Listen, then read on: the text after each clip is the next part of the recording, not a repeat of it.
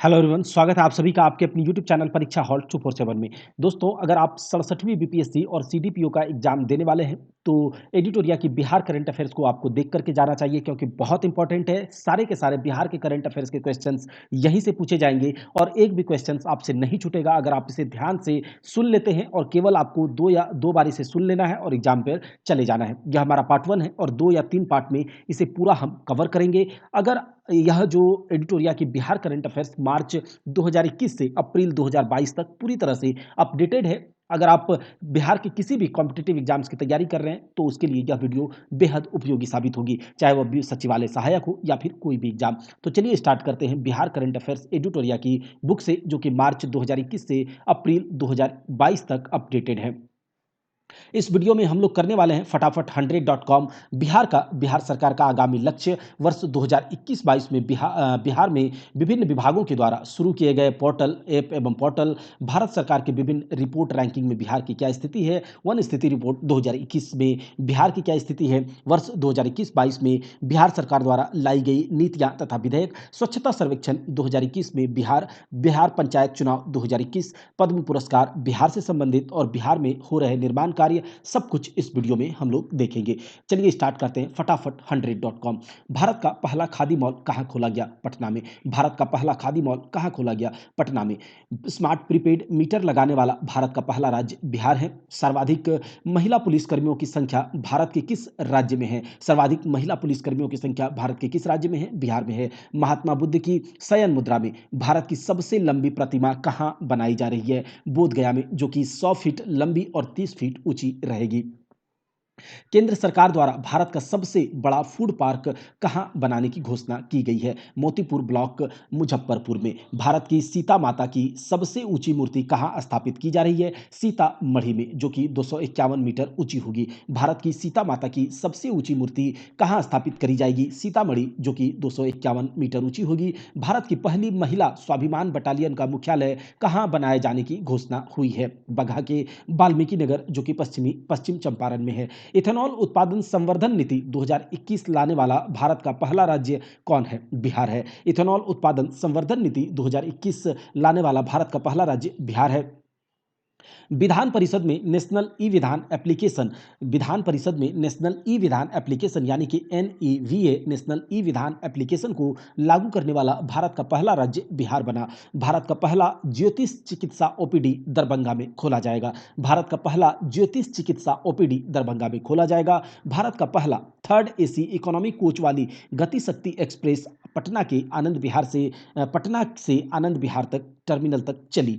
भारत का पहला third AC economy coach वाली गति शक्ति एक्सप्रेस पटना से आनंद विहार टर्मिनल तक चली। भारत का पहला डॉल्फिन रिसर्च सेंटर पटना में खोला जाएगा और दूसरा डॉल्फिन रिसर्च सेंटर भागलपुर में खोला जाएगा। भारत का पहला डॉल्फिन रिसर्च सेंटर कहाँ खोला गया? पटना में। भारत का दूसरा डॉल्फिन रिसर्च सेंटर भागलपुर में खोला गया है। भारत का पहला जिला जिसके सभी ग्राम पंचायतों में पुस्तकालय खोला गया, पूर्णिया है। भारत का पहला जिला जिसके सभी ग्राम पंचायतों में पुस्तकालय खोला गया, पूर्णिया है। भारत का पहला शिल्पकला म्यूजियम पटना में बनेगा। भारत का पहला शिल्पकला म्यूजियम पटना में बनेगा। 18 वर्ष की उम्र में किसी अपराध का शिकार बने 18 वर्ष की उम्र में किसी अपराध का शिकार बने बच्चों के लिए अपने राज्यों के सभी जिलों में चाइल्ड फ्रेंडली कोर्ट बनाने वाला देश का पहला राज्य बिहार बन गया है। 18 वर्ष की उम्र में के किसी अपराध का शिकार बने बच्चों के लिए अपने राज्य के सभी जिलों में चाइल्ड फ्रेंडली कोर्ट बनाने वाला पहला राज्य बिहार बना है।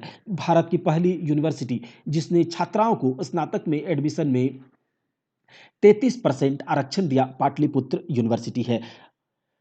भारत की पहली यूनिवर्सिटी जिसने छात्राओं को स्नातक के एडमिशन में 33% आरक्षण दिया, पाटलिपुत्र यूनिवर्सिटी है। भारत में पहली बार किस राज्य की पुलिस ने महिला कमांडो दस्ता तैयार किया है? बिहार पुलिस ने। भारत की सबसे कम उम्र की, जो कि मात्र 20 वर्ष की है और स्काई डाइवर बनी, वह अनामिका शर्मा है, जो कि मोकामा बिहार से हैं। जलवायु परिवर्तन को लेकर स्टेट एक्शन प्लान तैयार करने वाला भारत का दूसरा राज्य बिहार है। जलवायु परिवर्तन को लेकर स्टेट एक्शन प्लान तैयार करने वाला भारत का दूसरा राज्य बिहार है। ऑक्सीजन प्रोडक्शन प्रमोशन पॉलिसी 2021 लाने वाला भारत का पहला राज्य बिहार हुआ। कृषि हैकाथॉन आयोजित करने वाला भारत का पहला कृषि विश्वविद्यालय बिहार कृषि विश्वविद्यालय सबौर भागलपुर है। कृषि हैकाथॉन आयोजित करने वाला भारत का पहला कृषि विश्वविद्यालय बिहार कृषि विश्वविद्यालय सबौर भागलपुर है। इंजीनियरिंग, मेडिकल और खेल कॉलेजों में लड़कियों को 33% सीटें आरक्षित करने वाला भारत का पहला राज्य बिहार बना। इंजीनियरिंग, मेडिकल और खेल कॉलेजों में लड़कियों को 33% सीटें आरक्षित करने वाला भारत का पहला राज्य बिहार बना। भारत में सबसे ज्यादा आर्थिक वृद्धि दर प्राप्त करने वाला राज्य बिहार बना है। बजट 2022-23 के अनुसार भारत में सबसे ज्यादा आर्थिक वृद्धि प्राप्त करने वाला राज्य कौन सा बना है? बिहार बना है। बिहार बजट 2022-23 के अनुसार भारत का पहला बापू टावर जो कि 120 फीट ऊंचा होगा, उसका निर्माण गर्दनीबाग पटना में किया जा रहा है। भारत का पहला बापू टावर जो कि 120 फीट ऊंचा होगा, उसका निर्माण पटना के गर्दनीबाग में किया जा रहा है। भारत का पहला बुद्ध सम्यक दर्शन संग्रहालय जो कि केवल पत्थर से निर्मित होगा, वह कहां बनाया जा रहा है? तो बिहार के वैशाली में। भारत का पहला बुद्ध सम्यक दर्शन संग्रहालय जो कि केवल पत्थर से निर्मित होगा, वह बिहार के वैशाली में बनाया जा रहा है। भारत की पहली आवासीय स्पोर्ट्स एकेडमी पटना में स्थापित करी गई। भारत की पहली आवासीय स्पोर्ट्स एकेडमी कहाँ? गन्ने से गुड़ उत्पादन को उद्योग का दर्जा देने वाला पहला राज्य बिहार बना है। गन्ने से गुड़ उत्पादन को उद्योग का दर्जा देने वाला बिहार का पहला राज्य कौन बना है? बिहार बना है। किस रेलवे स्टेशन पर देश का पहला असेंबली एरिया यानी आपात शरण स्थल बनाया जा रहा है? किस रेलवे स्टेशन पर देश का पहला असेंबली एरिया यानी आपात शरण स्थल बनाया जा रहा है? पटना जंक्शन पर। भारत का पहला न्यूट्रिशनल गांव कुकरी गांव पटना जिला जो कि पटना जिला में है, उसे घोषित किया गया। भारत का पहला न्यूट्रिशनल गांव जो कि कुकरी गांव को घोषित किया है पटना जिला के। भारत में ई भंडारण प्रणाली लागू करने वाला पहला राज्य बिहार बना है। भारत में ई भंडारण प्रणाली लागू करने वाला भारत का पहला राज्य बिहार बना है। 18 वर्ष के ऊपर की लोगों को 100% कोविड टीकाकरण करने वाला पहला नगर निगम मोतिहारी बना। 18 वर्ष के ऊपर के लोगों को 100% कोविड टीकाकरण करने वाला पहला नगर निगम मोतिहारी बना है। डिजिटाइज्ड भूमि संबंधी दस्तावेजों को घर पर ही हासिल करने की सुविधा देने वाला पहला राज्य बिहार बना। डिजिटाइज्ड भूमि संबंधी दस्तावेजों को घर पर ही हासिल करने की सुविधा देने वाला पहला राज्य बिहार बना। स्वैच्छिक रक्तदाता स्मार्ट कार्ड बनाने वाला भारत का पहला राज्य बिहार बना। स्वैच्छिक रक्तदाता स्मार्ट कार्ड बनाने वाला भारत का पहला राज्य बिहार बना है। भारत का पहला चावल का साइलो गोदाम कहां बनेगा? बिहार, बक्सर और कैमूर में। भारत का पहला चावल का साइलो गोदाम कहां बनेगा? बक्सर और कैमूर में। सभी जिलों में चाइल्ड फ्रेंडली कोर्ट का निर्माण करने वाला भारत का पहला राज्य बिहार बना है। सभी जिलों में चाइल्ड फ्रेंडली कोर्ट का निर्माण करने वाला भारत का पहला राज्य बिहार बना है। प्रथम श्रेणी क्रिकेट रणजी मैच में 13 शतक लगाने वाला भारत का पहला खिलाड़ी सकीब उल गनी जो कि बिहार से है, वह बना। प्रथम श्रेणी क्रिकेट रणजी मैच में 13 शतक लगाने वाला भारत का पहला खिलाड़ी सकीब उल गनी बिहार के बने हैं। भारत के किस रेल कारखाने में 175 टन भार उठाने की क्षमता वाला देश का पहला क्रेन तैयार किया जाएगा? जमालपुर बिहार में। भारत के किस रेल कारखाना में 175 टन भार उठाने की क्षमता वाले देश का पहला क्रेन तैयार किया जाएगा? जमालपुर बिहार में। कोरोना काल में मानसिक तनाव को दूर करने के लिए वर्चुअल पार्क की शुरुआत करने वाला पहला राज्य बिहार बना। थारू जनजाति के लिए अलग बटालियन का गठन करने वाला भारत का पहला राज्य बिहार बना है। थारू जनजाति के लिए अलग बटालियन गठन करने वाला भारत का पहला राज्य बिहार बना है। अब हम देखेंगे बिहार में कौन प्रथम है, जो कि 2021-22 के आंकड़े पर आधारित होंगे। बिहार के किस जिले में राज्य का पहला बायोगैस प्लांट लगाया जाएगा? जो बक्सर के ब्रह्मपुर में। बिहार के किस जिले में राज्य का पहला बायोगैस प्लांट लगाया जाएगा? ब्रह्मपुर बक्सर में। बिहार का सबसे बड़ा इथेनॉल प्लांट कहां लगाया जाएगा? पूर्णिया में। बिहार का पहला इथेनॉल प्लांट कहां खोला गया था? गोपालगंज में। बिहार का पहला इथेनॉल प्लांट कहां खोला गया था? गोपालगंज में। बिहार में विदेशी घुसपैठियों के लिए पहला डिटेंशन सेंटर कहां खोला गया? हाजीपुर में। बिहार में विदेशी घुसपैठियों के लिए पहला डिटेंशन सेंटर हाजीपुर में खोला गया। बिहार के दूसरे चिड़ियाघर का निर्माण कहां किया जा रहा है? अररिया में रानीगंज वृक्ष वाटिका के नाम से। अच्छा, यहाँ पर जो और क्वेश्चंस है 100 क्वेश्चंस वो ऐड नहीं हो सके हैं, आपको पीडीएफ के माध्यम से वो मिल जाएंगे।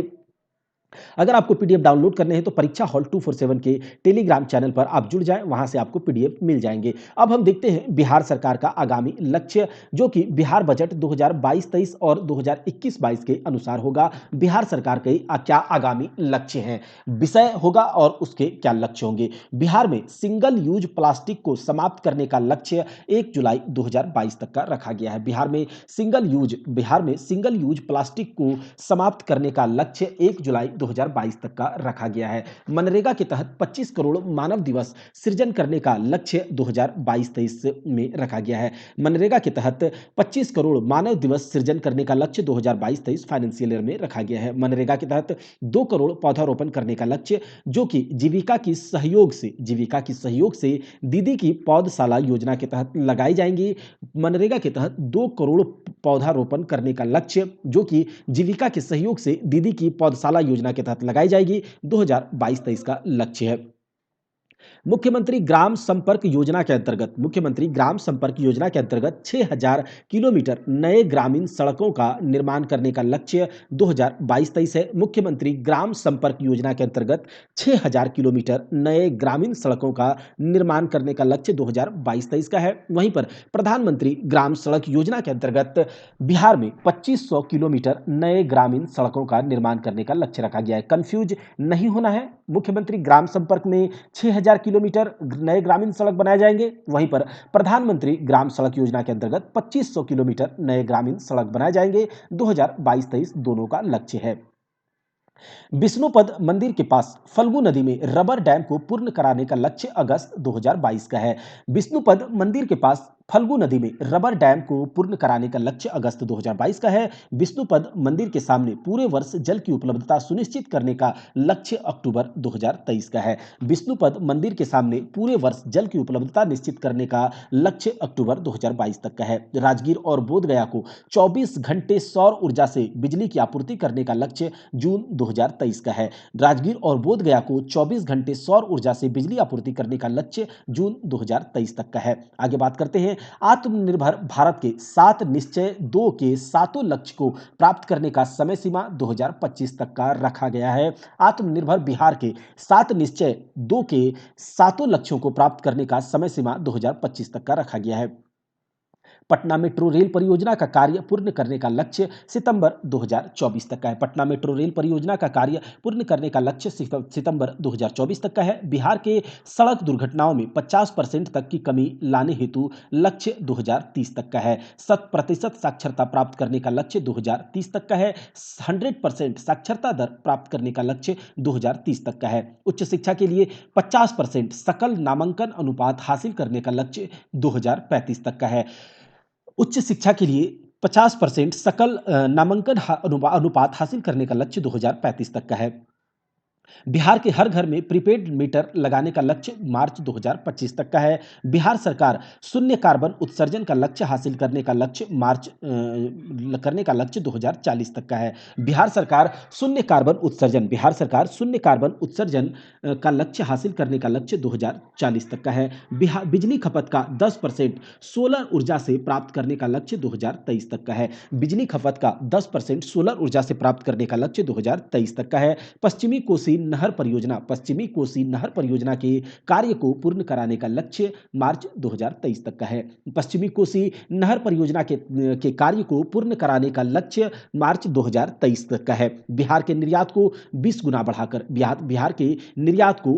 बढ़ाकर देश के कुल निर्यात का 10% करने का लक्ष्य 2025 तक का है। हेपेटाइटिस को पूरी तरह से खत्म करने का लक्ष्य कब तक का है? तो हेपेटाइटिस को पूरी तरह से खत्म करने का लक्ष्य 2030 तक का है। एड्स को समाप्त करने का लक्ष्य 2030 तक का है। एड्स को समाप्त करने का लक्ष्य 2030 तक का है। टीबी को पूरी तरह से खत्म करने का लक्ष्य 2025 तक का है। तो हमने क्या देखा? आगामी इस जो लक्ष्य रखे गए हैं। अब हम देखेंगे वर्ष 2021-22 में बिहार में विभिन्न विभागों के द्वारा शुरू किए गए ऐप एवं पोर्टल, और वह ऐप और पोर्टल क्यों जारी किया गया है, उसकी क्या विशेषता है, उसके बारे में बात करेंगे। पहले ऐप और पोर्टल के नाम देखेंगे, उसको जारी किसने किया है और उसके उद्देश्य क्या है। इंद्र वज्र ऐप आपदा प्रबंधन विभाग के द्वारा जारी किया गया। इंद्र वज्र ऐप आपदा प्रबंधन विभाग के द्वारा जारी किया गया, जिसका उद्देश्य है 20 किलोमीटर दायरे में बिजली गिरने के कम से कम 40 मिनट पहले चेतावनी इस ऐप के माध्यम से मिलेगी। 20 किलोमीटर दायरे में, 20 किलोमीटर के रेंज में बिजली गिरने के कम से कम 40 मिनट पहले चेतावनी इस ऐप के माध्यम से मिलेगी। इंद्र वज्र ऐप आपदा प्रबंधन विभाग के द्वारा जारी किया गया। परिमार्जन पोर्टल राजस्व एवं भूमि सुधार विभाग के द्वारा जारी किया गया। परिमार्जन पोर्टल इसके माध्यम से भूधारी तथा रैयतों को डिजिटलाइज्ड जमाबंदी पंजियों के सुधार के लिए ऑनलाइन आवेदन के माध्यम से शिकायत दर्ज कर सकते हैं। परिमार्जन पोर्टल के माध्यम से विद्यावाहिनी मोबाइल ऐप, जो कि शिक्षा विभाग के द्वारा जारी किया गया, इसमें वर्ग 1 से 12 तक की पाठ्य पुस्तक को बच्चों को ऑनलाइन उपलब्ध कराया गया। विद्यावाहिनी मोबाइल ऐप के माध्यम से शिक्षा विभाग ने इसे जारी किया। बिहार कैरियर पोर्टल शिक्षा विभाग के द्वारा जारी किया गया और इस पोर्टल के माध्यम से माध्यमिक तथा उच्च माध्यमिक कक्षाओं के छात्र छात्राओं की कैरियर काउंसलिंग करी जाएगी। इस पोर्टल के माध्यम से माध्यमिक तथा उच्च माध्यमिक कक्षाओं के छात्र तथा छात्राओं की कैरियर काउंसलिंग करी जाएगी। शिक्षा विभाग के द्वारा इसे जारी किया गया। ई संजीवनी ऐप स्वास्थ्य विभाग के द्वारा जारी किया गया। लोगों को घर बैठे निःशुल्क चिकित्सकीय परामर्श उपलब्ध करवाना इस एप्लीकेशन का उद्देश्य है। लोगों को घर बैठे निःशुल्क चिकित्सकीय परामर्श उपलब्ध करवाना इस एप्लीकेशन का उद्देश्य है। सुविधा ऐप, जिसे कि ऊर्जा विभाग के द्वारा जारी किया गया। बिजली वितरण कंपनियों द्वारा उपभोक्ताओं को विभिन्न प्रकार की सेवाओं, जैसे कि नया बिजली कनेक्शन, ऑनलाइन बिल भुगतान करना, बिजली चोरी सूचना शिकायत बिजली चोरी सूचना शिकायत दर्ज इत्यादि सुविधा दिया जाता है। सुविधा ऐप के माध्यम से, जिसे ऊर्जा विभाग के द्वारा जारी किया गया। सेवा समाधान वेब पोर्टल, जिसे कि सामान्य प्रशासन विभाग के द्वारा जारी किया गया। इसमें सेवा समाधान वेब पोर्टल को सामान्य प्रशासन विभाग के द्वारा जारी किया गया। राज्य सरकार के नियमित सरकारी सेवकों के सेवा मामलों तथा सेवानिवृत्त कर्मियों के सेवांत लाभ भुगतान की शिकायतों के प्रभावी एवं समयबद्ध निराकरण हेतु सेवा समाधान वेब पोर्टल को जारी किया गया है। कॉमन रजिस्ट्री पोर्टल वित्त विभाग के द्वारा जारी किया गया। बिहार बजट 2022-23 में इसे विकसित करने की घोषणा करी गई। कॉमन रजिस्ट्री पोर्टल को बिहार बजट 2022-23 में विकसित करने की घोषणा करी गई। इससे प्रत्येक परिवार को प्राप्त होने वाले सरकारी लाभ की सूचना सभी विभागों के लाभुकों के निबंधन हेतु एक कॉमन प्लेटफॉर्म होगा। Common registry portal. दृष्टि ऐप जल संसाधन विभाग के द्वारा जारी किया गया। दृष्टि ऐप जल संसाधन विभाग के द्वारा, इस विभाग द्वारा राज्य में चल रही विभिन्न परियोजनाओं की मॉनिटरिंग की जाएगी। इस एप्लीकेशन के द्वारा, इस विभाग के द्वारा इस एप्लीकेशन के से दृष्टि ऐप के माध्यम से राज्य में चल रही परियोजनाओं की मॉनिटरिंग करी जाएगी। चक्र मोबाइल ऐप बिहार पुलिस के द्वारा जारी किया गया। बिहार के सभी अपराधियों का डेटाबेस उपलब्ध कराएगा चक्र मोबाइल ऐप। वर्तमान में इस एप्लीकेशन पर 4 से 5 लाख अपराधियों का डाटा उपलब्ध है। ई निश्चय पोर्टल पंचायती राज विभाग के द्वारा जारी किया गया। हर घर नल जल और गली नाली पक्कीकरण योजना से संबंधित सभी प्रकार की शिकायत दर्ज करने के लिए ई निश्चय पोर्टल को जारी किया गया है पंचायती राज्य विभाग द्वारा। हिट कोविड ऐप बहुत इंपॉर्टेंट, स्वास्थ्य विभाग के द्वारा जारी किया गया। इलेक्ट्रॉनिक्स विकास निगम द्वारा इसे विकसित किया गया। याद रखिएगा, स्वास्थ्य विभाग ने हिट कोविड ऐप को जारी किया है, वहीं पर इसको डेवलप किसने किया? इलेक्ट्रॉनिक विकास निगम ने इसे डेवलप किया है।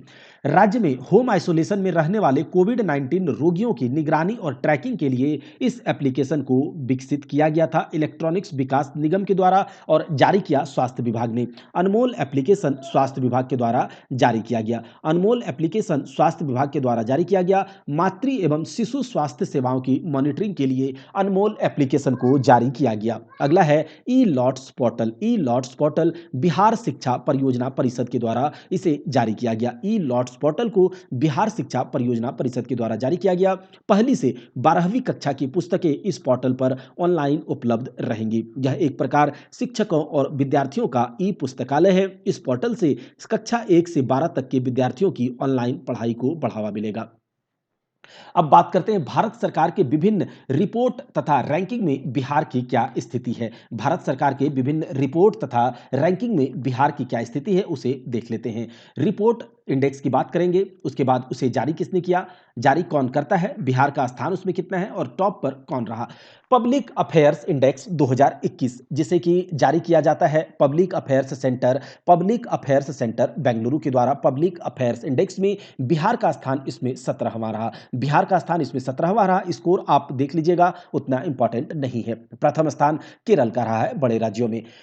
लॉजिस्टिक प्रदर्शन सूचकांक 2021, लॉजिस्टिक प्रदर्शन सूचकांक 2021 वाणिज्य और उद्योग मंत्रालय के द्वारा इसे जारी किया जाता है। लॉजिस्टिक प्रदर्शन सूचकांक 2021 बिहार का स्थान इसमें 19वां है तथा इसे स्कोर कितना मिला है, 2.77। गुजरात इसमें टॉप पर रहा। IPF smart policing index, IPF smart policing index 2021, IPF smart policing index 2021 Indian police foundation के द्वारा इसे जारी किया जाता है। इंडियन पुलिस फाउंडेशन के द्वारा IPF Indian police foundation smart policing index जो जारी किया जाता है किसके द्वारा, आईपीएफ इंडियन पुलिस फाउंडेशन के द्वारा। बिहार का स्थान इसमें 29वां रहा, सबसे अंतिम था, और आंध्र प्रदेश इसमें टॉप पर रहा। टॉप 10 पुलिस स्टेशनों की सूची 2021 जो कि गृह मंत्रालय के द्वारा जारी करी जाती है, इसमें 10वां स्थान पर रहा रामपुर चौराम, जो कि 10वें स्थान पर रामपुर चौराम थाना अरवल बिहार रहा। सदर बाजार पुलिस स्टेशन नई दिल्ली इस पर टॉप में रहा।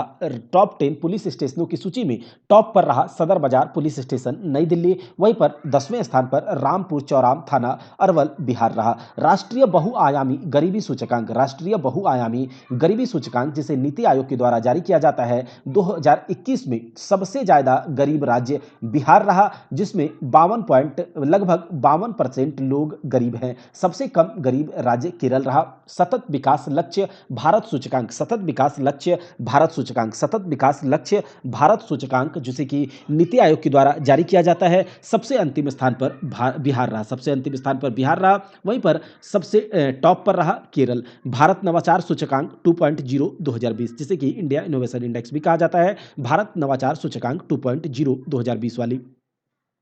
नीति आयोग ने इंस्टीट्यूट फॉर कॉम्पिटिटिवनेस के साथ मिलकर इसे जारी किया। भारत नवाचार सूचकांक नीति आयोग ने इंस्टीट्यूट फॉर कॉम्पिटिटिवनेस के साथ मिलकर इसे जारी किया। बड़े राज्यों में सबसे अंतिम स्थान पर बिहार रहा। स्कोर देख लें, बड़े राज्यों में सबसे अंतिम स्थान पर बिहार रहा। कर्नाटक केवल राज्यों में टॉप पर रहा, और अगर राज्य और केंद्र शासित प्रदेश दोनों को मिलाकर के बात करें तो दिल्ली टॉप पर रहा।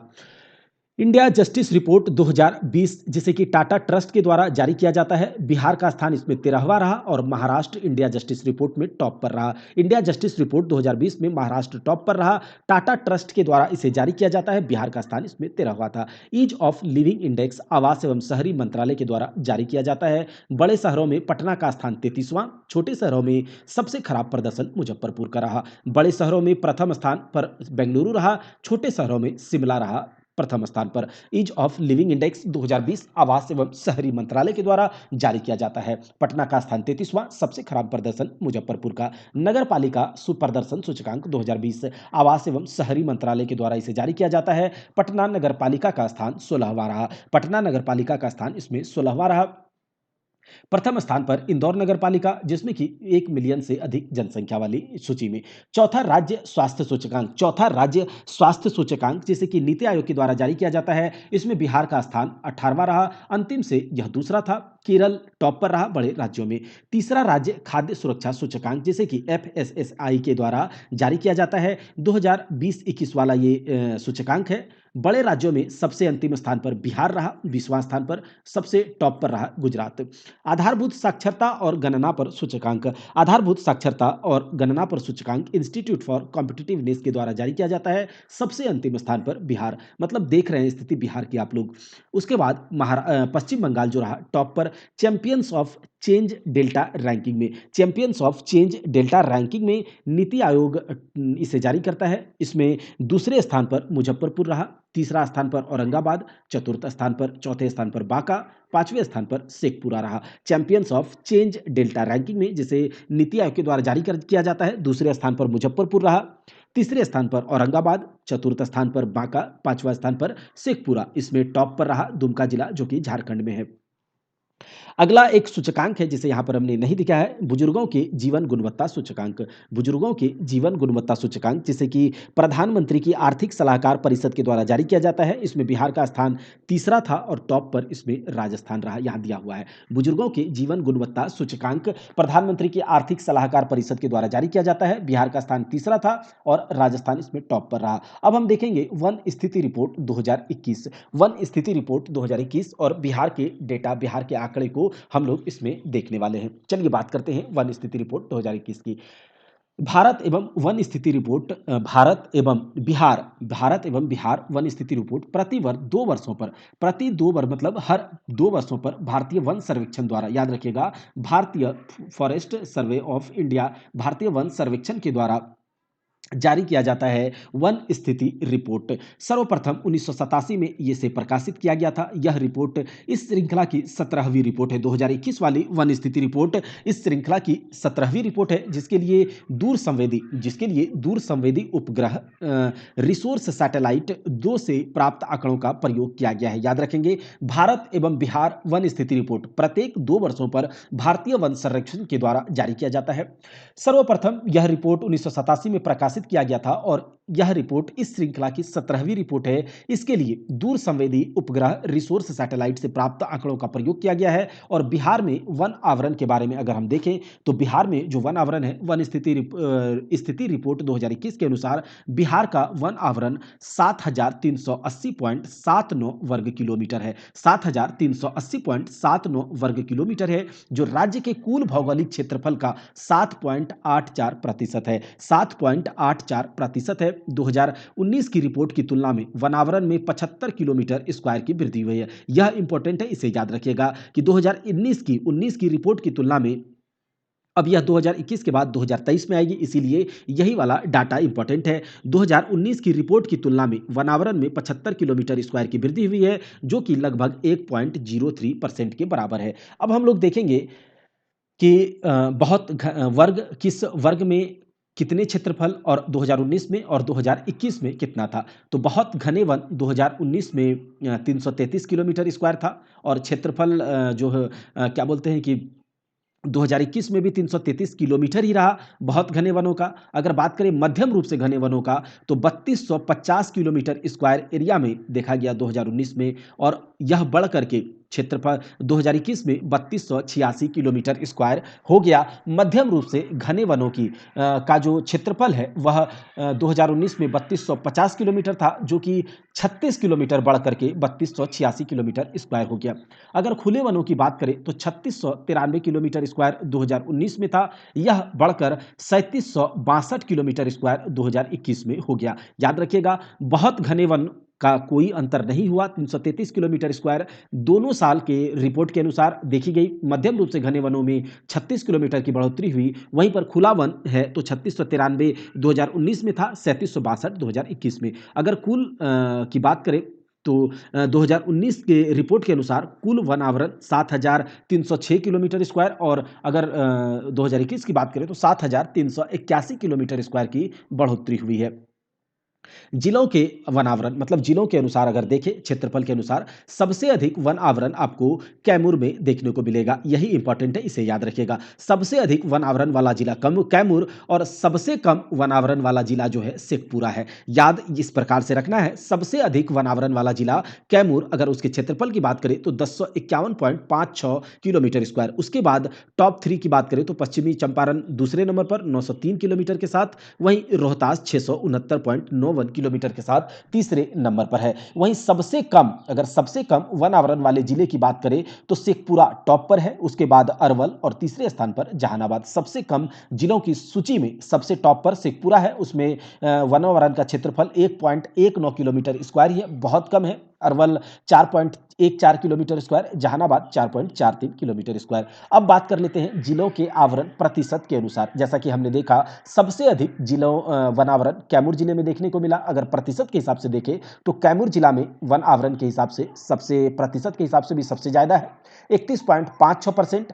अब प्रतिशत के हिसाब से दूसरे स्थान पर जमुई है 21.34% और तीसरे स्थान पर नवादा है। प्रतिशत के हिसाब से सबसे टॉप पर कैमूर जिला है वन आवरण में 31.56% के साथ, जमुई है 21.34% के साथ, नवादा है 20.72% के साथ। उसके बाद सबसे कम वन आवरण में, सबसे कम वन आवरण में प्रतिशत के हिसाब से शेखपुरा टॉप पर है, 0.17% ही है। बक्सर उसके बाद 0.35% और सिवान 0.35%। तो सबसे कम में शेखपुरा टॉप पर है और कैमूर में प्रतिशत और क्षेत्रफल दोनों के लिहाज से। तो यह आपको याद रख लेने हैं। 2019 की तुलना में जो वनावरण में वृद्धि हुई है उसे हम लोग देख लेते हैं। सर्वाधिक वृद्धि वाले जिले, तो जिलों में बांका में सबसे ज़्यादा वृद्धि देखने को मिली है, 16.29 किलोमीटर स्क्वायर। उसके बाद जमुई में 13.22 किलोमीटर स्क्वायर। उसके बाद गया में, बांका में सबसे ज़्यादा वन आवरण में वृद्धि हुई है 2019 की तुलना में, 16.29 किलोमीटर स्क्वायर। वहीं पर जमुई में 13.22 किलोमीटर स्क्वायर। और अगर बात करें गया में तो 12.24 किलोमीटर स्क्वायर। वन आवरण को नुकसान भी हुआ है क्या? तो हाँ हुआ है। जिलों को देखें तो कैमूर में 4.83 किलोमीटर स्क्वायर का नुकसान हुआ है, सुपौल में 4.4 किलोमीटर का, और रोहतास में 2.32 किलोमीटर स्क्वायर का वनावरण में कमी देखने को मिली है। अगर अन्य बिंदु पर बात करें तो Valmiki Nagar tiger reserve, Valmiki Nagar tiger reserve के 796.12 किलोमीटर स्क्वायर में वन है, जो कुछ टाइगर रिजर्व क्षेत्र, जो कुछ टाइग जो कुछ टाइगर रिजर्व क्षेत्र का 85.71% है। याद रखिएगा, वाल्मीकि नगर टाइगर रिजर्व के 796.12 किलोमीटर स्क्वायर में वन है, जो कुछ टाइगर रिजर्व का 85.71% है। ठीक है। अब बात कर लेते हैं, बिहार में एक राष्ट्रीय उद्यान एवं 12 वन्य जीव अभ्यारण्य है। बिहार में एक राष्ट्रीय उद्यान और 12 वन्य जीव अभ्यारण्य है। बिहार में वृक्ष आवरण, बिहार में वृक्ष आवरण भारत वन स्थिति रिपोर्ट 2021 के अनुसार बिहार के 2341 किलोमीटर, बिहार के 2341 किलोमीटर स्क्वायर क्षेत्र पर वृक्षावरण है, जो राज्य के कुल भौगोलिक क्षेत्रफल का 2.48% है। वृक्ष आवरण अलग होता है, वन आवरण अलग होता है। तो बिहार में अगर वृक्ष आवरण की बात करें तो भारत वन स्थिति रिपोर्ट 2021 के अनुसार बिहार के 2341 किलोमीटर स्क्वायर क्षेत्र पर वृक्षावरण है, जो राज्य के कुल भौगोलिक क्षेत्रफल का 2.48% है। वहीं पर अगर वन आवरण के बारे में बात करें तो वन आवरण राज्य के कुल क्षेत्रफल का 7.84% है, याद रखिएगा। और वृक्ष आवरण कितना है? 2.84%, यह भी याद रख लीजिएगा।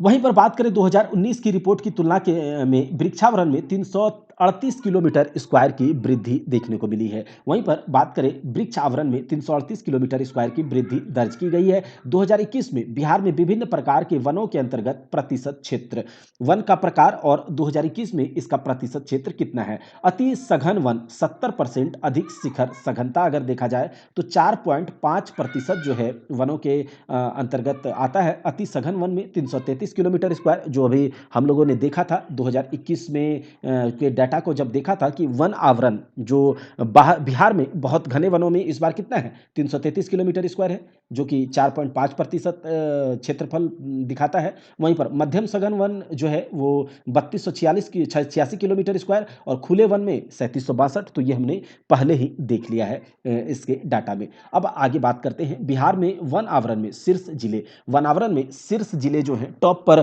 कौन से जिले हैं उसे देख लेते हैं। बहुत घने वन जो है पश्चिमी चंपारण में आपको देखने को मिलेंगे, बहुत घने वनों में पश्चिमी चंपारण में आपको देखने को मिलेंगे, और शीर्ष जिलों का जो क्षेत्रफल है वह 249.34 किलोमीटर स्क्वायर पर बहुत घने वन देखने को मिलेंगे। मध्यम रूप से घने वन पश्चिम चंपारण में ही देखने को मिलेंगे, बहुत घने वन भी पश्चिमी चंपारण में ही, मध्यम रूप से घने वन भी पश्चिमी चंपारण में ही देखने को मिलेंगे। अगर खुला वन की बात करें तो कैमूर में सबसे ज़्यादा खुले वन देखने को मिलते हैं, 531.73 किलोमीटर के स्क्वायर पर।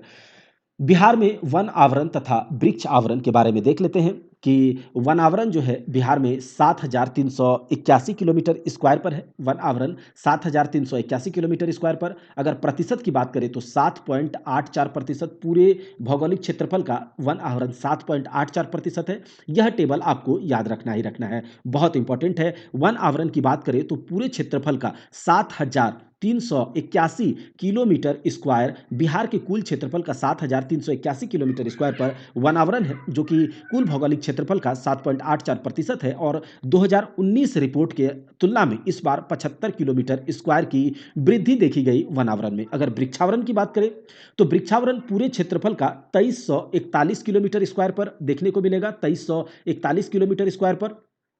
और अगर कुल क्षेत्रफल के कितने प्रतिशत हुआ तो 2.48%। याद हो गया होगा आप लोग को अभी तक, वृक्ष आवरण अलग है 2.48% और वृक्ष वन आवरण 7.84%। और इस बार 2019 की रिपोर्ट के अनुसार तुलना में इस बार 338 किलोमीटर स्क्वायर की वृद्धि देखी गई। कुल यहाँ पर आप लोग देख लेंगे। वहीं देखते हैं 10% से अधिक शिखर घनत्व और 1 हेक्टेयर या अधिक क्षेत्रफल वाली वृक्षादत भूमि को वनाच्छादन माना जाता है। 10% से अधिक शिखर घनत्व और 1 हेक्टेयर या उससे अधिक क्षेत्रफल वाली वृक्षाच्छादित भूमि को वनाच्छादन माना जाता है। अब आगे देखेंगे वर्ष 2021-22 में बिहार सरकार द्वारा लाई गई नीतियां तथा विधेयक के बारे में। वर्ष 2021-22 में बिहार सरकार के द्वारा लाई गई नीतियों तथा विधेयक के बारे में देख लेते हैं। बिहार नगर पालिका संशोधन अध्यादेश, बिहार नगर पालिका संशोधन अध्यादेश के बारे में देखिए यहाँ पर। तो इसके तहत नगर निकायों के अध्यक्ष और उपाध्यक्ष का चयन जनता के प्रत्यक्ष निर्वाचन की रीति के कराने के लिए संशोधन किया गया। बिहार नगरपालिका संशोधन अध्यादेश 2022, इसके तहत नगर निकायों के अध्यक्ष और उपाध्यक्ष का चयन जनता के प्रत्यक्ष निर्वाचन की रीति के कराने के लिए संशोधन किया गया। अब आगे देखिए बिहार शहरी आयोजन तथा विकास संशोधन विधेयक 2022।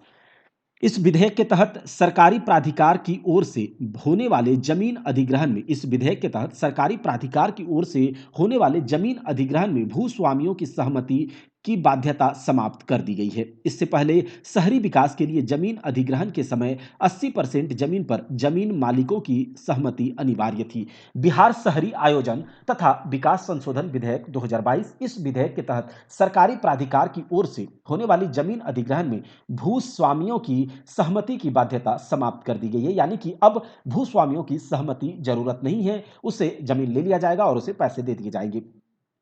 इससे पहले शहरी विकास के लिए जमीन अधिग्रहण के समय 80% जमीन पर मालिकों की सहमति अनिवार्य थी। बिहार राज्य विश्वविद्यालय सेवा आयोग संशोधन विधेयक, इसके तहत इस आयोग के अध्यक्ष के लिए अधिकतम उम्र सीमा 75 वर्ष और सदस्यों की उम्र सीमा 70 वर्ष तक की गई। बिहार राज्य विश्वविद्यालय सेवा आयोग संशोधन विधेयक, इसके तहत क्या हुआ, इसके तहत इस आयोग के अध्यक्ष के लिए अधिकतम उम्र सीमा 75 साल और सदस्यों के लिए जो उम्र सीमा है वह 70 वर्ष कर दिया गया। ऑक्सीजन उत्पादन प्रोत्साहन नीति 2021, राज्य में चिकित्सकीय प्रयोजन के लिए ऑक्सीजन के उत्पाद में तेजी लाना ऑक्सीजन उत्पादन प्रोत्साहन नीति 2021 का उद्देश्य है। इथेनॉल उत्पादन प्रोत्साहन नीति 2021, राज्य में उद्योगों की स्थापना कर प्राकृतिक संसाधनों का अधिकतम मूल्यवर्धन करना, राज्य में उद्योगों की स्थापना कर प्राकृतिक संसाधनों का अधिकतम मूल्यवर्धन करना, राजस्व उत्पन्न करना, रेवेन्यू जनरेट करना एवं रोजगार सृजित करना। इसके तहत बिहार में 151 इथेनॉल यूनिट्स लगाई जाएंगी। इथेनॉल उत्पादन प्रोत्साहन नीति 2021 के तहत पेयजल उपभोग शुल्क नीति 2021, पेयजल उपभोग शुल्क नीति 2021, नल जल योजना को संवेदकों द्वारा 5 वर्षीय रखरखाव की अवधि समाप्त हो जाने के बाद उसका रखरखाव शहरी स्थानीय निकाय को दे जाना। बिहार खनिज संशोधन नियमावली 2021, अवैध खनन, परिवहन एवं भंडारण को रोकने एवं इसमें संलिप्त व्यक्तियों के विरुद्ध कड़ी कार्रवाई हेतु सख्त दंडात्मक प्रावधान किया गया है। बिहार पहला राज्य है जिसने इस तरह के नियम को अधिसूचित किया है। बिहार खनिज संशोधन नियमावली, इसमें अवैध खनन करने वाले, परिवहन एवं भंडारण को रोकने एवं इसमें संलिप्त व्यक्तियों के विरुद्ध कड़ी कार्रवाई हेतु सख्त दंडात्मक प्रावधान किया गया है और बिहार पहला राज्य है जिसने इस तरह के नियम को लाया है।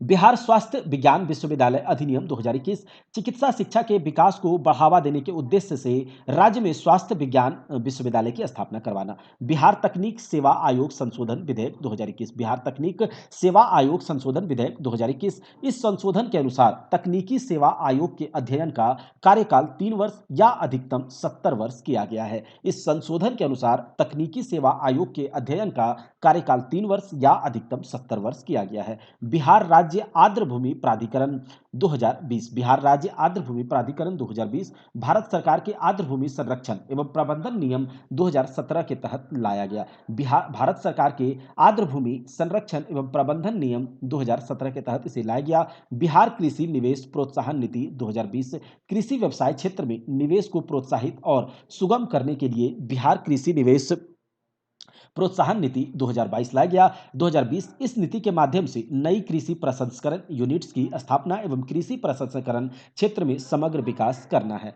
अब बात करते हैं स्वच्छता सर्वेक्षण 2021 में बिहार की क्या स्थिति रही। स्वच्छता सर्वेक्षण 2021 में स्वच्छता सर्वेक्षण 2021 के जारीकर्ता कौन है?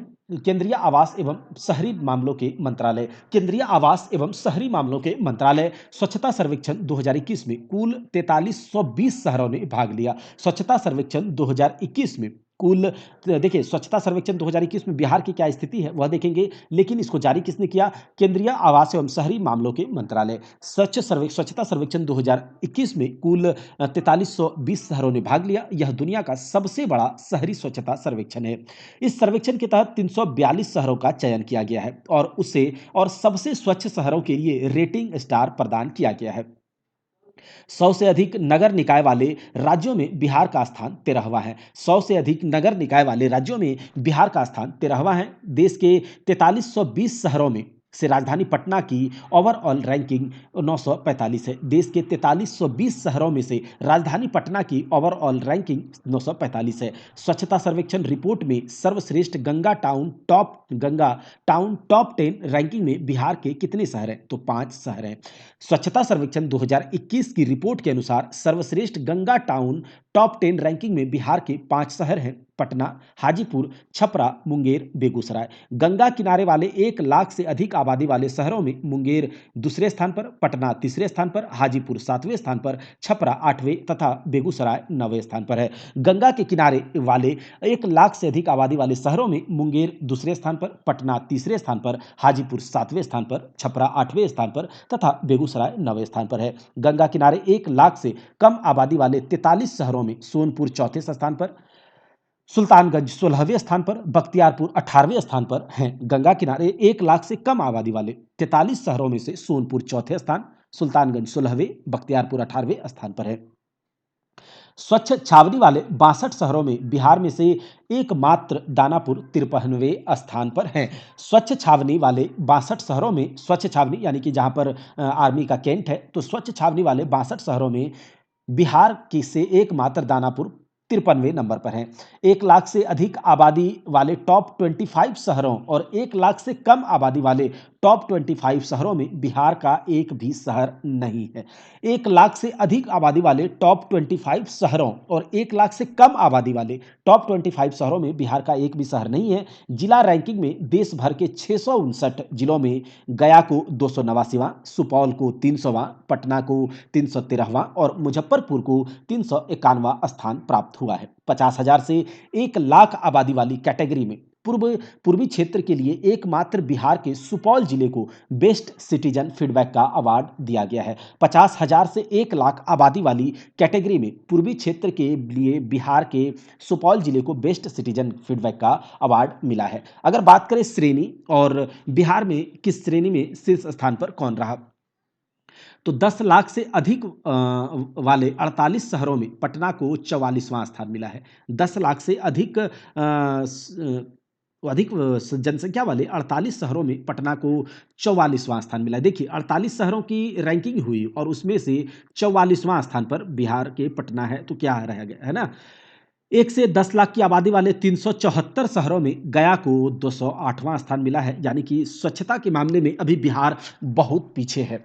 1 से 10 लाख आबादी वाले 374 शहरों में गया का 374 शहरों में गया को 208वां स्थान प्राप्त हुआ है। अब बात कर लेते हैं बिहार में सड़क नेटवर्क। यह आंकड़ा जो है सितंबर 2021 तक का है और यह स्रोत किससे लिया गया है, तो बिहार आर्थिक सर्वेक्षण 2021-22 से। बिहार में सड़क नेटवर्क और यह आंकड़ा सितंबर 2021 तक का है। इसके सोर्स के कौन से हैं, तो बिहार आर्थिक सर्वेक्षण 2021-22। राष्ट्रीय उच्च परिपथ यानी कि नेशनल हाईवे की बिहार में कुल लंबाई 5,947 किलोमीटर है। वहीं पर सर्वाधिक लंबाई वाला जिला, नेशनल हाईवे के सर्वाधिक लंबाई वाला जिला पटना है, 506 किलोमीटर, और सबसे कम लंबाई वाला जिला जो है नेशनल हाईवे की, शिवहर, 22 किलोमीटर, मात्र 22 किलोमीटर। अगर बात करें स्टेट हाईवे की, तो स्टेट हाईवे बिहार में 3714 किलोमीटर है। सबसे ज़्यादा लंबा स्टेट हाईवे जो है लंबाई वाला जिला है पटना, और सबसे कम शिवहर है। वहीं पर ग्रामीण पथ नेटवर्क जो है 1,20,503 किलोमीटर जो है बिहार में ग्रामीण पथ नेटवर्क की कुल लंबाई है। वहीं पर सबसे ज़्यादा ग्रामीण पथ की लंबाई मधुबनी में है और सबसे कम अरवल में है। याद रखिएगा, नेशनल हाईवे में सबसे ज़्यादा लंबाई वाला जिला है पटना, वहीं पर सबसे कम शिवहर। स्टेट हाईवे में भी पटना सबसे ज़्यादा लंबाई वाला जिला है स्टेट हाईवे के क्षेत्र में, और शिवहर है उससे सबसे कम में। अब बात करते हैं बिहार पंचायत चुनाव 2021 की, बहुत इंपॉर्टेंट है, याद रखिएगा एक एक पॉइंट यहां से। बिहार पंचायत चुनाव 2021 की अधिसूचना 24 अगस्त 2021 को जारी की गई। बिहार पंचायत चुनाव 2021 की अधिसूचना 24 अगस्त 2021 को जारी की गई। बिहार पंचायत चुनाव 2021 11 चरणों में संपन्न हुआ। बिहार पंचायत चुनाव 2021 की अधिसूचना 24 अगस्त 2021 को जारी की गई। बिहार पंचायत चुनाव 11 चरणों में संपन्न हुआ। 24 सितंबर को पहला, 12 दिसंबर को अंतिम चरण का मतदान हुआ। बिहार पंचायत चुनाव में कुल मतदाताओं की संख्या 6,38,94,737 था। बिहार पंचायत में कुल मतदाताओं की संख्या 6,38,94,737 था। मतदान केंद्रों की कुल संख्या 1,01,13,08 इसमें कितना है, तो 1,13,891 मतदाता केंद्रों की कुल संख्या कितनी थी? 1,13,891, 1,13,891। कुल पद कितने थे इसमें? 2,47,656। कुल पद 2,47,656। बिहार पंचायत चुनाव में कुल मतदाताओं की संख्या 6,38,94,737। मतदान केंद्रों की कुल संख्या 1,13,891। कुल पद 2,47,656, जिसमें से कि ग्राम पंचायत की के कितने पद थे? 8,067। ग्राम कचहरी सरपंच के 8,067। ग्राम कचहरी पंच के 1,09,634। ग्राम पंचायत के 8,067। ग्राम कचहरी सरपंच के 8,067। ग्राम कचहरी पंच के 1,09,634। कुल मुखिया के 8,067। वार्ड सदस्य के 1,09,634, यानी कि ग्राम कचहरी पंच और वार्ड सदस्य के पद सेम थे, 1,09,634। ग्राम पंचायत, ग्राम कचहरी सरपंच और कुल मुखिया के जो पद थे 8,067, तीनों के सेम सेम थे। वहीं पर बात करें पंचायत समिति सदस्य के 11,094, पंचायत समिति सदस्य के 11,094, जिला परिषद सदस्य के 1,160 पद थे। बिहार के सभी 11 चरणों में 61.13% मतदान हुआ। बिहार के सभी 11 चरणों में 61.13 मतदान हुआ। पंचायत चुनाव के 10वें चरण में सर्वाधिक 65.44%, जबकि सबसे कम दूसरे चरण में 55.02% मतदान हुआ। देखिए, 10वें चरण में सबसे ज्यादा मतदान हुआ 65.44%, वहीं पर दूसरे चरण में सबसे कम 55.02% मतदान हुआ। सभी 11 चरणों में महिलाओं ने चुनाव प्रक्रिया के दौरान बढ़ चढ़कर मताधिकार का प्रयोग किया। प्रत्येक चरण में पुरुषों की तुलना में महिलाओं ने अधिक मतदान किया। बिहार का वह प्रखंड जहां की सभी 8 ग्राम पंचायतों में महिलाएं ही मुखिया बनी, सरमेरा प्रखंड, नालंदा जिला का, बहुत इंपॉर्टेंट है। बिहार की वह प्रखंड जहां की सभी 8 ग्राम पंचायतों में महिलाएं ही मुखिया बनी, सरमेरा प्रखंड, जो कि नालंदा जिला में है। बिहार पंचायत चुनाव में पहली बार ईवीएम का भी प्रयोग किया गया। राज्य के पंचायत चुनाव में 32,801 उम्मीदवार निर्विरोध निर्वाचित हुए। 1,734 पद ऐसे थे जहां चुनाव लड़ने के लिए एक भी प्रत्याशी ने नामांकन नहीं किया। 1,734 पद ऐसे थे जहां चुनाव लड़ने के लिए एक भी प्रत्याशी ने नामांकन नहीं किया। इन पदों पर पुनः 6 माह के अंदर चुनाव होगा। 21 वर्ष की अनुष्का बिहार की सबसे कम उम्र की मुखिया, 21 वर्ष की जो अनुष्का है वह बिहार की सबसे कम उम्र की मुखिया बनी। ठीक है, सबसे कम उम्र की मुखिया बनी, जो शिवहर जिले के कुसहर पंचायत की मुखिया बनी है। शिवहर जिले के कुसहर पंचायत की मुखिया बनी है। शिवहर जिले के कुसहर 21 वर्ष की अनुष्का बिहार की सबसे कम उम्र की मुखिया बनी, जो शिवहर जिले के कुसहर पंचायत की मुखिया बनी। आयोग के अनुसार 4 सीटों के लिए पुनर्मतदान कराया जाएगा। अब हम बात कर लेते हैं कुछ की बिहार नगर पालिका अधिनियम 2007 के अनुसार। बिहार नगर पालिका अधिनियम 2007 के अनुसार बिहार में 12 नगर निगम, 49 नगर परिषद और 81 नगर पंचायत और अधिसूचित क्षेत्र परिषद सक्रिय हैं। ठीक है, बिहार नगर पालिका अधिनियम 2007 के अनुसार बिहार में 12 नगर निगम, 49 नगर परिषद, 81 नगर पंचायत और अधिसूचित क्षेत्र परिषद सक्रिय है। बिहार नगर पालिका संशोधन अधिनियम 2020 के अनुसार वर्तमान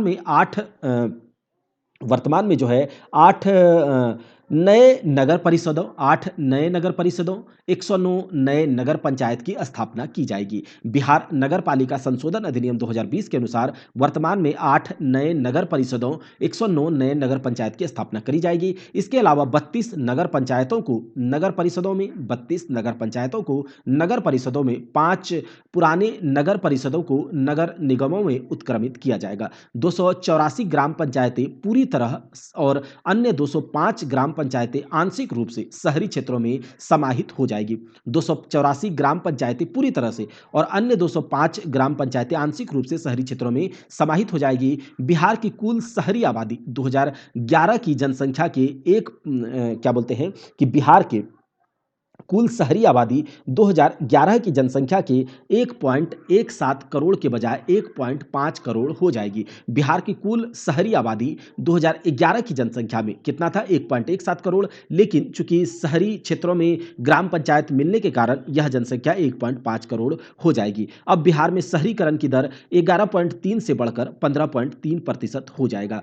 जो बिहार में शहरीकरण का दर है वह 11.3% से बढ़कर 15.3% हो जाएगा। बिहार में शहरों की कुल संख्या 199 है। 1 लाख या इससे अधिक जनसंख्या वाले शहरों की संख्या 26 है। 1 लाख या फिर उससे अधिक जनसंख्या वाले शहरों की संख्या 26 है। बिहार में गांवों की कुल संख्या 39,073 है। याद रखिएगा, बिहार में शहरों की कुल संख्या 199 है, वहीं पर गांवों की संख्या 39,073 है। अब बात करते हैं पद्म पुरस्कार से बिहार से संबंधित। पद्म पुरस्कार 2021 में वर्ष 2022 के लिए कुल 128 वर्ष 2022 के लिए कुल 128 व्यक्तियों को पद्म पुरस्कार के लिए सम्मानित किया गया, जिसमें बिहार के 2 व्यक्तियों को पद्मश्री सम्मान से सम्मानित किया गया। पद्मश्री 2022 जिससे नवाजा गया आचार्य चंदना जी, जो कि सामाजिक कार्य के लिए इन्हें दिया गया। राजगीर बिरातयन के संस्थापक हैं आचार्य चंदना जी। यहाँ आप देख रहे होंगे आचार्य चंदना जी, जो कि सामाजिक कार्य के लिए इन्हें पद्मश्री पुरस्कार 2022 दिया गया और यह राजगीर बिरायतन के संस्थापक भी हैं। श्री शैवाल गुप्ता को मरणोपरांत पद्मश्री पुरस्कार 2022 दिया गया। इनको साहित्य और शिक्षा के क्षेत्र में यह पद्मश्री पुरस्कार दिया गया। प्रसिद्ध अर्थशास्त्री एवं पटना के ADRI की स्थापना में मुख्य भूमिका रही थी श्री शैवाल गुप्ता की। याद रखिएगा। आगे बात कर लेते हैं पद्म पुरस्कार 2021 की। वर्ष 2021 के लिए कुल 119 व्यक्तियों को पद्म पुरस्कार दिया गया, जिसमें बिहार के कुल 5 व्यक्ति शामिल हैं। यह जो है पद्म पुरस्कार 2022 था। ठीक है, मिसप्रिंट के कारण यहाँ 2021 हो गया है। तो वर्ष 2022 के लिए 128 व्यक्तियों को पद्म पुरस्कार दिया गया, जिसमें बिहार के 2 व्यक्तियों को दिया गया पद्मश्री सम्मान। कौन? आचार्य चंदना जी को और श्री शैवाल गुप्ता को। पद्मश्री 2021 में 119 व्यक्तियों को पद्म पुरस्कार दिया गया था, जिसमें से 5 व्यक्तियों बिहार से थे। ठीक है, कौन कौन है देख लेते हैं। पद्म भूषण दिया गया 2021 पद्म भूषण के अवार्ड से सम्मानित किया गया था रामविलास पासवान जी को। मरणोपरांत यह लोक जनशक्ति पार्टी के संस्थापक भी हैं। पद्मश्री पुरस्कार 2021 से सम्मानित किया गया श्रीमती दुलारी देवी को कला क्षेत्र में मधुबनी पेंटिंग के लिए, श्री रामचंद्र मांझी को कला के क्षेत्र में भोजपुरी लोक नर्तक है यह। डॉक्टर दिलीप कुमार सिंह को चिकित्सा के क्षेत्र में, वहीं पर श्रीमती मृदुला सिन्हा जिन्हें की मरणोपरांत पद्मश्री पुरस्कार 2021 दिया गया साहित्य और शिक्षा। ठीक है, साहित्य और शिक्षा के क्षेत्र में इन्हें दिया गया। यह गोवा की पहली महिला राज्यपाल भी थी। श्रीमती मृदुला सिन्हा गोवा की पहली महिला राज्यपाल भी थी और इनकी प्रमुख कृति के बारे में अगर बात करें तो घरवास जियो मेहदी। कौन? घरवास जियो मेहदी। याद कर लीजिए, पद्म पुरस्कार 2021 में 119 व्यक्तियों में 5 व्यक्तियों को पद्म पुरस्कार दिया गया था बिहार से। पहला पद्म भूषण दिया गया था 2021 में रामविलास पासवान जी को, मरणोपरांत वहीं पर 4 अन्य लोगों को दिया गया पद्म श्री पुरस्कार 2021।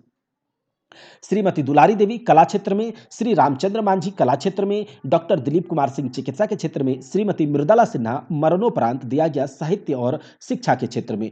पद्म पुरस्कार 2020 भी देख लेते हैं। वर्ष 2020 में 118 व्यक्तियों को पद्म पुरस्कार दिया गया था, जिसमें बिहार के 7 को दिया गया। याद रखेंगे 2022 के लिए 128 व्यक्तियों को पद्म पुरस्कार मिला, जिसमें से 2 व्यक्ति बिहार के थे। 2021 पद्म पुरस्कार में 119 लोगों को पद्म पुरस्कार दिया गया, जिसमें बिहार के 5 लोगों को दिया गया। वहीं पर 2020 में पद्म पुरस्कार 118 व्यक्तियों को दिया गया, जिसमें बिहार के 7 व्यक्तियों को पद्म पुरस्कार दिया गया, जिसमें से पद्मश्री पुरस्कार 2020 से सम्मानित व्यक्ति थे डॉक्टर संजय कुमार गुहा विज्ञान एवं इंजीनियरिंग के क्षेत्र में, श्री विमल कुमार जैन सामाजिक कार्य के क्षेत्र में, श्री डॉक्टर शांति जैन मरणोपरांत कला के क्षेत्र में, डॉक्टर शांति रॉय चिकित्सा के क्षेत्र में, श्री श्याम सुंदर शर्मा कला के क्षेत्र में, प्रोफेसर रामजी सिंह सामाजिक कार्य के क्षेत्र में। वहीं पर ये जाने माने चेहरे आप इन्हें जानते होंगे, मशहूर मैथमेटिशियन डॉक्टर वशिष्ठ नारायण सिंह मरणोपरांत इन्हें यह अवार्ड दिया गया पद्मश्री पुरस्कार 2020। विज्ञान और इंजीनियरिंग के क्षेत्र में बिहार के भोजपुर जिले के प्रसिद्ध गणितज्ञ रहे हैं यह डॉक्टर वशिष्ठ नारायण सिंह। तो पद्म पुरस्कार के बारे में हम लोगों ने देख लिया। अब हम देखते हैं बिहार में हो रहे निर्माण कार्य। बिहार राज्य द्वारा वर्तमान में हो रहे निर्माण कार्य, यह भवन निर्माण विभाग बिहार के द्वारा इन सब निर्माण कंस्ट्रक्शंस को कराया जा रहा है। इसे आपको ध्यान से देखना है, पूछा जाएगा एग्जामिनेशन में। निर्माण बापू टावर का निर्माण कहाँ कराया जा रहा है? पटना में। बापू टावर का निर्माण कहाँ कराया जा रहा है? पटना में। महाबोधि सांस्कृतिक केंद्र का निर्माण बोधगया में। यह सब निर्माण किसके द्वारा कराया जा रहा है? भवन निर्माण विभाग बिहार के द्वारा। बहुउद्देशीय प्रकाश पुंज की स्थापना पटना साहिब में कराई जा रही है। माल सलामी कम्युनिटी सेंटर पटना सिटी में निर्माण कराया जा रहा है। वहीं पर राज्य खेल अकादमी सह अंतर्राष्ट्रीय क्रिकेट स्टेडियम राजगीर में इसका निर्माण किया जा रहा है। बुद्ध सम्यक दर्शन केंद्र एवं संग्रहालय वैशाली में, और APJ Abdul Kalam science city Patna में, तारामंडल सह विज्ञान संग्रहालय दरभंगा में, वहीं पर बिहार पशु विज्ञान विश्वविद्यालय पटना में, रीजनल साइंस सेंटर गया में। याद करेंगे एक बार फिर से, बापू टावर पटना, महाबोधि सांस्कृतिक केंद्र बोधगया, बहुउद्देशीय प्रकाश पुंज पटना साहिब, माल सलामी कम्युनिटी सेंटर पटना सिटी, राज्य खेल अकादमी सह अंतर्राष्ट्रीय क्रिकेट स्टेडियम राजगीर, बुद्ध सम्यक दर्शन केंद्र एवं संग्रहालय Vaishali, APJ Abdul Kalam science city Patna, तारामंडल सह विज्ञान संग्रहालय दरभंगा, बिहार पशु विज्ञान विश्वविद्यालय पटना, रीजनल साइंस सेंटर गया।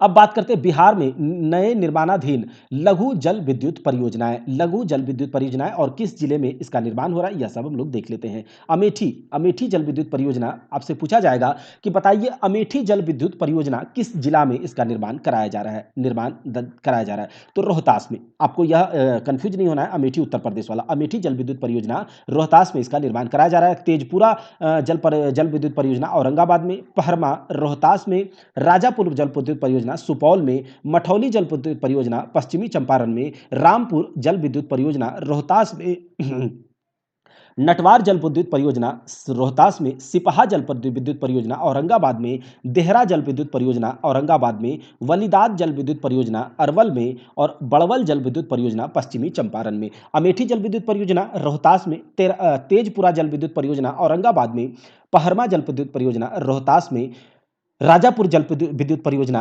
सुपौल में, मठौली पश्चिम चंपारण, रामपुर रोहतास, नटवार रोहतास, सिपहा औरंगाबाद, देहरा औरंगाबाद, वलीदाद अरवल, बड़वल पश्चिम चंपारण। इन सभी निर्माणाधीन जल विद्युत परियोजना का कुल क्षमता 9.3 मेगावाट है। बिहार में पहले से सभी 13 लघु जल विद्युत परियोजनाएं चालू है, जिनसे कुल बिजली का उत्पादन 54.3 मेगावाट हो रहा है। तो हम लोगों ने अभी तक क्या देखा?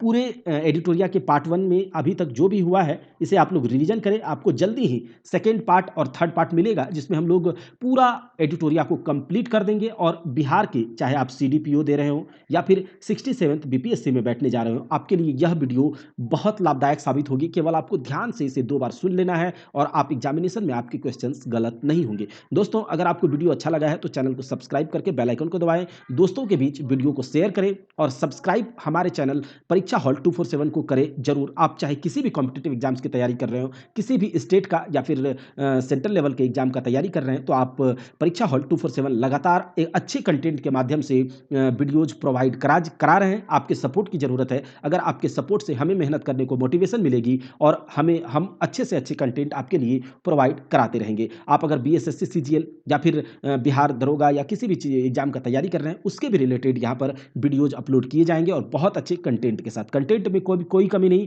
बस आपके सपोर्ट की ज़रूरत है और फिर धुआँ-धुआँ हो जाएगा सब कुछ। मिलते हैं अगले वीडियो में, अगले पार्ट में एडिटोरिया की, और नेशनल करंट अफेयर्स को हम लोग कवर करेंगे। किससे? तो जो दृष्टि वाली बुक है, दृष्टि वाली बुक 1 मई 2021 से 15 अप्रैल 2022 तक, उसे भी एग्ज़ाम से पहले तक यानी कि 3-4 मई तक पूरा कवर कर लेंगे। 2-3 बार आपको केवल देखना है। मिलते हैं अगले वीडियो में। जय हिंद।